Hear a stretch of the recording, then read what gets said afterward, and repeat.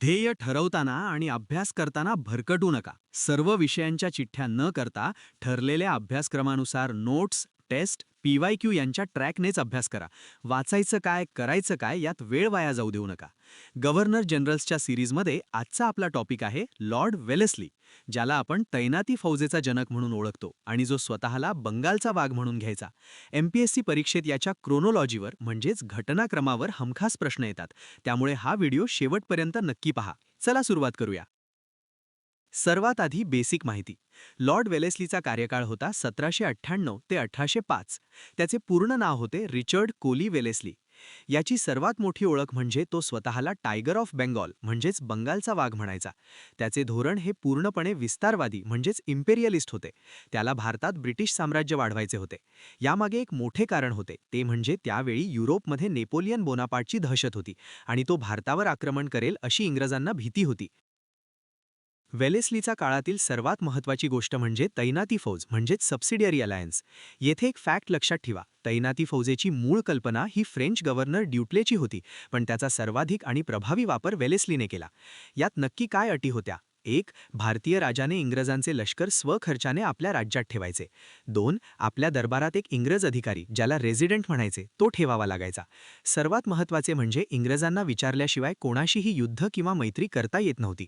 थोडक्यात काय, तर त्या राज्याचे स्वातंत्र्य संपून जायचे. आता आपण पाहूया MPSCचा आवडता प्रश्न, तैनाती फौज स्वीकारणाऱ्या राज्यांचा क्रम. हा क्रम पाठच करून ठेवा. 1. सर्वात आधी हैदराबादच्या निजामाने 1798 मध्ये ही फौज स्वीकारली. 2. त्यानंतर 1799 मध्ये म्हैसूर, टिपू सुलतानच्या मृत्यूनंतर. मग 1799 मध्येच तंजावार. 4. त्यानंतर 1801 मध्ये अवध. मराठ्यांमध्ये सर्वात आधी दुसऱ्या बाजीराव पेशव्याने 1802 मध्ये वसईच्या तहाने ही फौज स्वीकारली आणि त्यानंतर 1803 मध्ये भोसले व 1804 मध्ये शिंदे यांनी स्वीकारली. वेलेस्लीच्या काळात 2 मोठे युद्धे झाली. पहिले म्हणजे चौथे इंग्रज म्हैसूर युद्ध 1799. यात टिपू सुलतानने तैनाती फौज नाकारली होती, त्यामुळे युद्ध झाले आणि श्रीरंगपट्टणच्या लढाईत टिपू सुलतानचा मृत्यू झाला.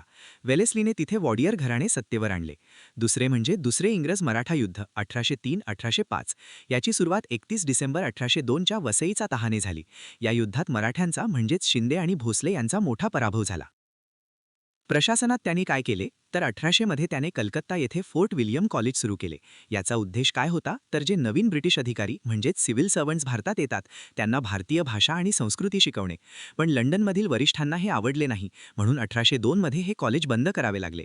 तसेच 1801 मध्ये कर्नाटक राज्याचा ताबा घेऊन त्याने मद्रास प्रेसिडेन्सीची स्थापना केली. वेलेस्लीला नेपोलियनची खूप भीती वाटत होती. त्याला वाटायचे की वृत्तपत्रातून गुप्त माहिती लीक होईल, म्हणून त्याने वृत्तपत्र नियंत्रण कायदा 1799 आणला. हा भारतातील पहिलाच कडक कायदा होता. यात वर्तमानपत्रावर संपादकाचे नाव छापणे सक्तीचे केले आणि बातमी छापण्याआधी सरकारची परवानगी घेणे बंधनकारक केले. Pre censorship. सामाजिक सुधारणेत एकच गोष्ट लक्षात ठेवा, त्याने सागर बेटावर मुलांचा बळी देण्याच्या प्रथेवर बालहत्यावर बंदी घातली. जाता जाता काही महत्त्वाचे वन लाइनर्स पाहूया. वेलेस्लीने मुघल बादशाह शाह आलम याला इंग्रजांचा पेन्शनर बनवले. 1803 मध्ये त्याने दिल्ली आणि आग्रा जिंकून घेतले. एक इंटरेस्टिंग फॅक्ट म्हणजे तो स्वतःच्या सन्मानासाठी ब्रिटिश संसदेकडे ऑर्डर ऑफ द गार्टर या मोठ्या पदवीची मागणी करत असे. तर मित्रांनो, हा होता बंगालचा वाघ लॉर्ड वेलेस्ली. व्हिडिओ आवडला असेल तर लाईक करा आणि चॅनलला सबस्क्राईब करा. भेटूया पुढील भागात.